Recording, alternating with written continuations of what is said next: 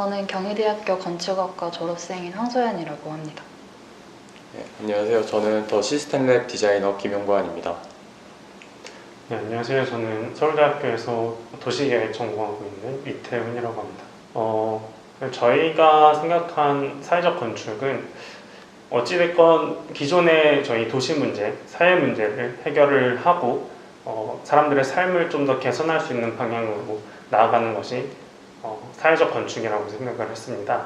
추가로 이제 말씀을 드리자면 단순히 이제 코로나라는 상황에만 유연하게 대응할 수 있는 것을 만드는 게 목표는 아니었고요. 다른 지금 최근에 뭐 장마라든지 태풍이라든지 다른 사회재난 상황들이 발생을 하고 있잖아요. 근데 그러한 것들이 결국 도시에서 문제가 되는 거는 밀도가 되게 높기 때문이라고 생각을 했고, 그런 밀도들을 어떻게 조금 더 줄여나가면서 도시 밀도를 낮춰가면서 다른 사회재난 상황에도 유연하게 대응할 수 있는 건축을 할 수 있을까에 대한 것이 저희의 이제 주제로 시작을 했습니다.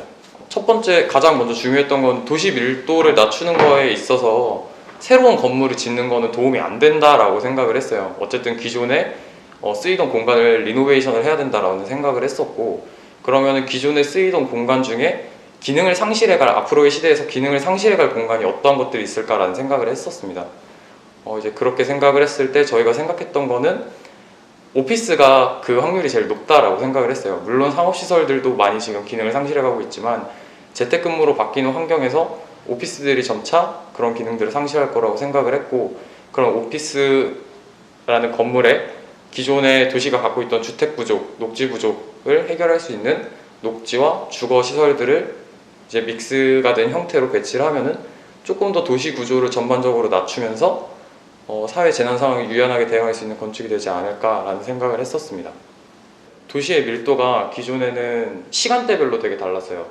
저녁 시간에는 이제 주거 지역에 밀집이 되어 있고, 일과 시간에는 도심 지역의 밀집이, 쉽게 말해서 업무 지역에 밀집이 되어 있어서 그 밀도가 뭉치는 순간이 되게 코로나에 취약한 순간이라고 생각을 했고, 그렇게 됐을 때 저는 재택근무라는 시스템이 조금 더 이러한 밀도들이 고르게 분포할 수 있는 시스템이 아닌가라고 생각을 했습니다. 근데 현재 상황에서 주거 지역에서 그러한 재택근무가 일어나게 된다면 결국은 계속되는 시간 속에서 주거 지역의 밀도만 되게 높은 상황이라고 생각을 했고, 이런 것들이 조금 더 시간대별로 변화 없이 고르게 분포를 하려면 기존의 도심 지역에 있는 업무 시설들을 주거 시설로 리노베이션 해야 된다고 생각을 해서 프로젝트를 진행을 하게 됐습니다. 네, 그래서 저희가 집중을 했었던 부분은 이제 코로나로 인해서 재택근무가 많이 늘어나게 되면서 기존의 오피스 빌딩들에서 회사들이 이제 오피스 빌딩을 이용하지 않게 되고, 그런 오피스 빌딩의 공실률이 늘어나고,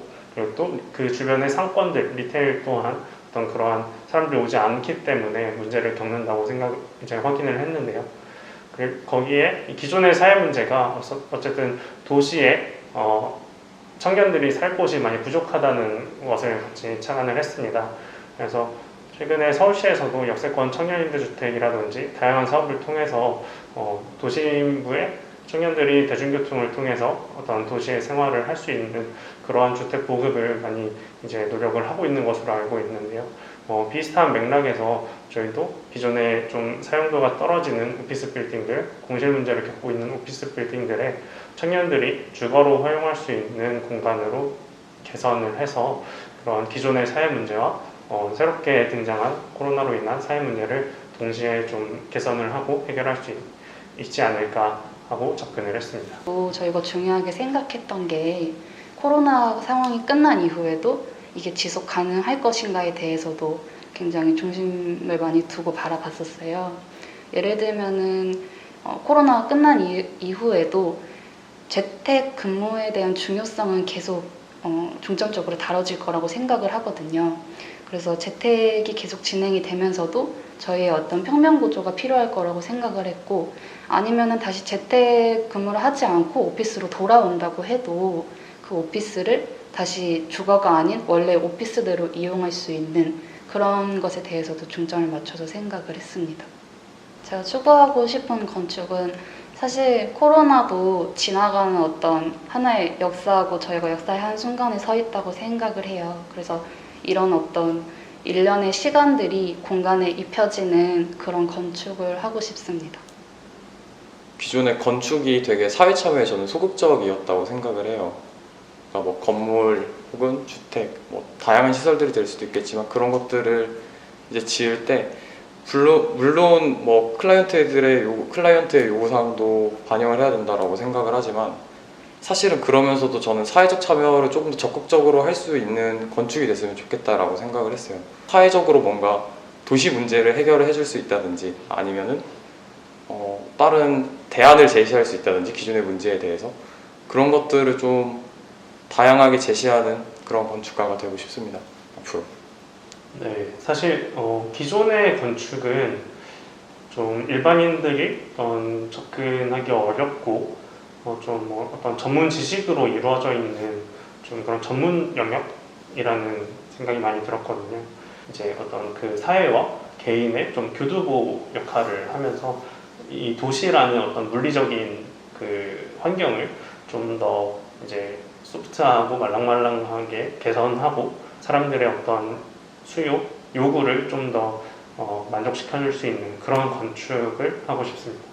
저희가 사실 시간이 좀 더 있었다고 하면은 생각하고 싶었던 부분이 있었는데 어떤 구조적으로 실현 가능한 그런 부분에 대해서도 이 공모전에서 요구를 하고 있다고 생각을 했거든요.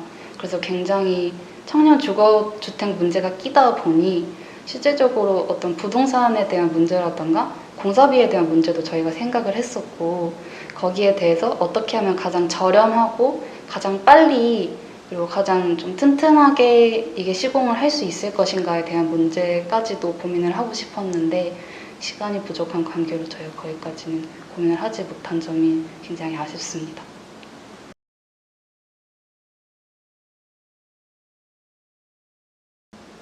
이런 공모전이 좀 자주 열렸으면 좋겠어요. 사실 공모전이라는 게 단순히 컴페티션을 넘어서 서로 아이디어를 공유하는 자리잖아요. 그래서 이제 건축가가 되려는 혹은 건축가가 되신 분들이 어떤 생각을 가지고 이러한 문제에 대응을 하는지 확인을 할 수 있는, 가시적으로 확인할 수 있는 자리가 조금 더 자주 그리고 많이 생겼으면 좋겠다. 그래서 뭐 방금 이제 다른 분도 얘기를 하셨지만 일반 시민들한테 조금 더 접근의 기회가 자주 생겼으면 좋겠어요. 그래야 건축이 어려운 게 아니고 생활과 밀접한 관련이 있다. 건축을 바꿨을 때 생활의 어떤 부분이 바뀔 것이다. 이러한 것들을 확인할 수 있는 기회가 조금 더 자주 있었으면 좋겠습니다. 사실 저희가 다 학교 동기들인데 저희가 다들 졸업을 하고 각자 사회생활을 하면서 많이 만나지를 못했어요. 근데 이렇게 좋은 공모전이라는 기회로 사실 1학년 때 이후로 이렇게 많이 시간을 가져본 게 처음이었습니다. 그래서 이런 좋은 기회를 주셔서 감사합니다. 저도 사실 이게 건축 설계 공모전이긴 하지만 그 전달하는 방식이 이제 동영상, 영상 제작이라는 방식으로 나왔기 때문에 굉장히 신선하다고 생각을 했어요.